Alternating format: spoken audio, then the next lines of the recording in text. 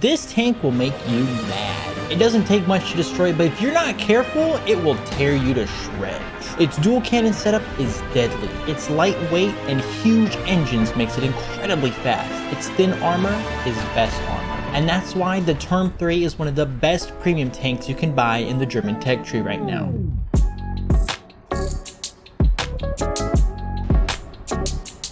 The Turm III is equipped with a threatening 105mm cannon and its unique yet equally terrifying 30mm autocannon placed right alongside it. This is the main force behind the fear the Turm III elicits. With its 5-second reload and 30mm coax, nothing can ever truly be safe around the Turm III. For the sake of the video, I decided to use Heat FS for a few games just to see how it would do. I have a 30mm cannon to obliterate light tanks. What other reason do I need to use Heat FS?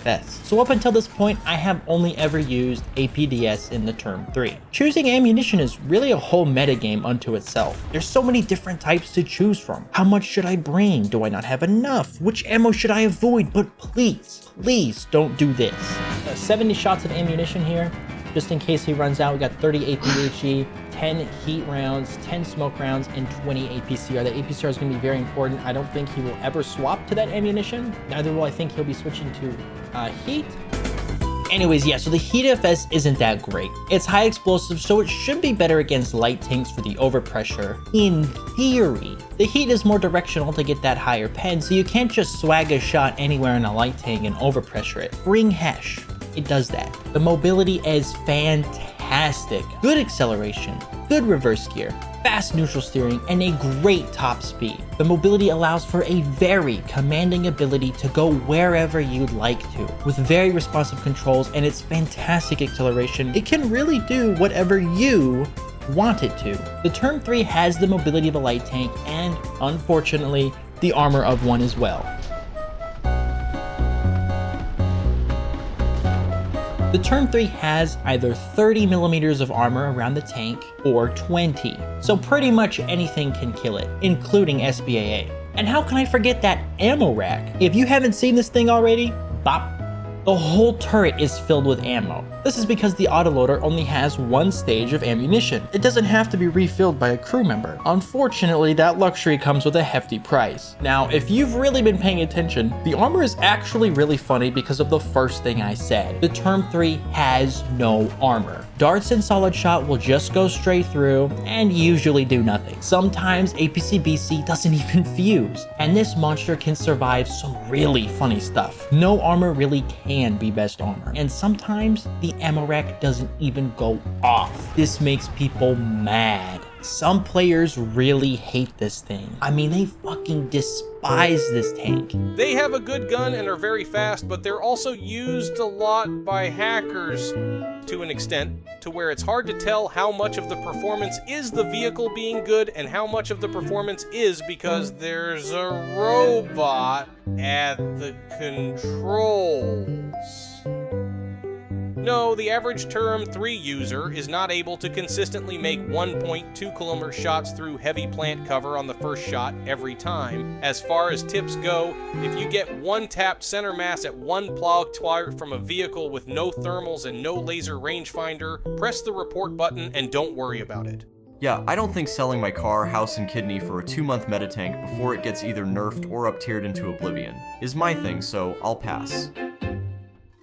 And I think it's mostly because of the autocannon. This 30mm can save you from quite a lot. If you miss, just shoot the cannon barrel. If you're reloading, just shoot the cannon barrel. And sometimes you don't shoot the cannon barrel. You just kill them. The 5-second autoloader means that you will win any head-to-head reload match. If you miss and they miss, you win every time. The firepower present on the Turm III is severely potent, and this is where the deniers have a problem with the Turm III. The Turm is well equipped to get to and engage you first. It's fast, has a stabilizer, and a short reload. It almost feels perfectly designed to hold W and get big dubs. But once you get shot, it's all over. Any sort of pushback or resistance to the Turm III will end the conflict. And this is honestly a familiar sounding concept for top tier.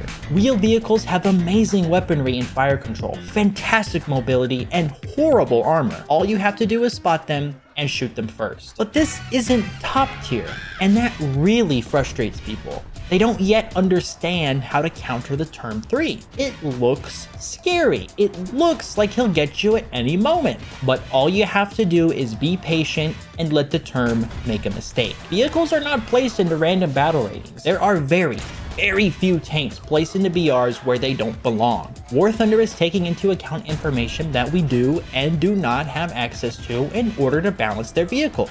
But I'll talk more about that in a future video. The Turm III is an excellent tank, but the 105 APDS starts to crack under pressure at higher battle ratings. The 30 mil is great, but it's a coaxial and can't look up that high. The armor is bad.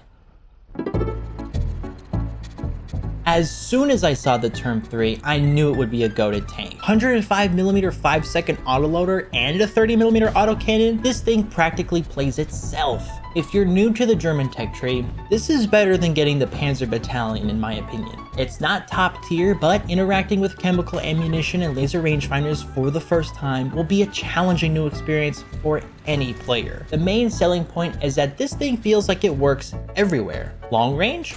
Perfect. Urban combat? Exceptional. It can hold W, it can flank around the map, it can even support your teammates, if you feel like it. It just really makes you feel like you're playing War Thunder. Oh.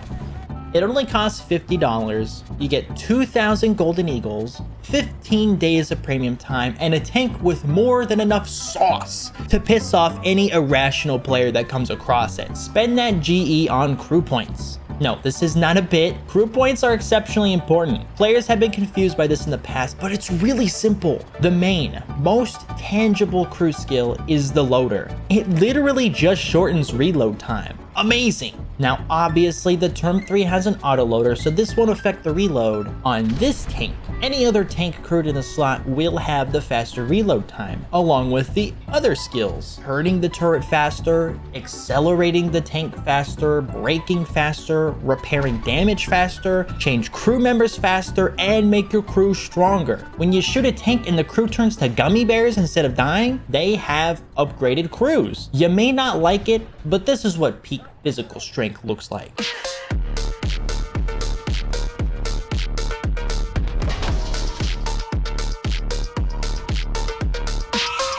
Now that you have the Turm III and a high-level crew, you can finally begin grinding. The pack also comes with 20 backups, so you can keep spawning in your matches. Your goal should be to build a lineup around the Turm. Get those 8.3 tanks. In my opinion, get the Gepard as fast as possible, but more realistically, go for something else. The Gepard will take you a while to get at rank 6. Try to pick up the Rackets and Ush, goated. Maybe thinking about getting the Leopard 1. I don't know how to feel about that one. That one's kind of mid. Maybe get the Martyr. That one's kind of mid too, but you know, get something. Build those lineups. The more tanks you have in your lineup, the more fun you can hope to have. But keep in mind, you're playing Germany. You're not going to be winning matches. So get out there, play with your new toy, instill fear into the hearts of your opponents. Be the enemy the Reddit wants you to be, but also have some fun too. I mean, it's just a game. Bye-bye.